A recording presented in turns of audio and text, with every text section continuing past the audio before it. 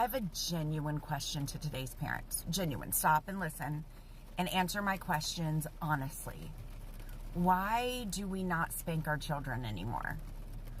What is wrong with discipline and spanking? Like, I'm genuinely asking because I grew up with a grandparent who whipped me with a switch, and I am absolutely the most independent, happy person on planet Earth.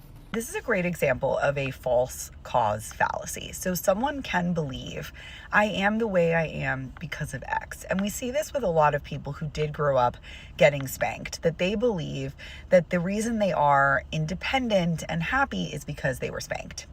And I would actually argue that that's not the reason. And a lot of kids that turned out fine after being spanked are that way because of a lot of other factors. I would argue that they probably had more support in their home. They had positive role models. They had people that took interest in them. Maybe their home wasn't violent or chaotic otherwise, but it wasn't the spanking that led to this positive outcome.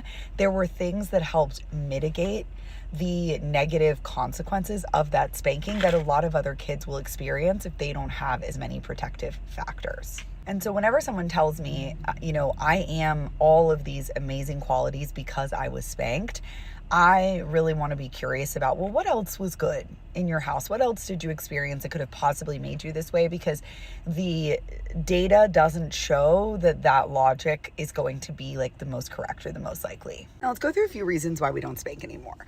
There was a New Zealand study using rigorous fixed effects analysis. They found that even low levels of spanking were associated with increased antisocial behavior 2 years later, regardless of child background, and not significantly varying across gender, ethnicity, or socioeconomic status. There was also a study done in Australia that found evidence that physical punishment does not reduce problematic behaviors long term and is associated with negative outcomes in cognitive, behavioral, social, and emotional development. Then we see here that even non-abusive physical punishment like spanking may act as a source of toxic stress, altering brain structure and function and leading to long-term harm. Another study out of UT Austin and the University of Michigan that examined 5 decades of research with over 160,000 children found that spanking is associated with a wide range of detrimental outcomes, including antisocial behavior, aggression, mental health issues, and cognitive difficulties, all with no evidence of improved compliance. And then we have something else in the Journal of Pediatrics where the review concludes consistently that physical punishment increases the risk of long-lasting negative developmental outcomes, and no evidence supports its effectiveness. We're looking at a peer-reviewed study in 2021 at Harvard that found that children who were spanked showed heightened activation in areas of the prefrontal cortex, especially those involved in emotion regulation and threat detection, mirroring neural patterns seen in children exposed to more severe abuse. Another meta-analysis here showed that increased use of spanking correlates with greater aggression, mental health issues, antisocial behavior, and cognitive difficulties.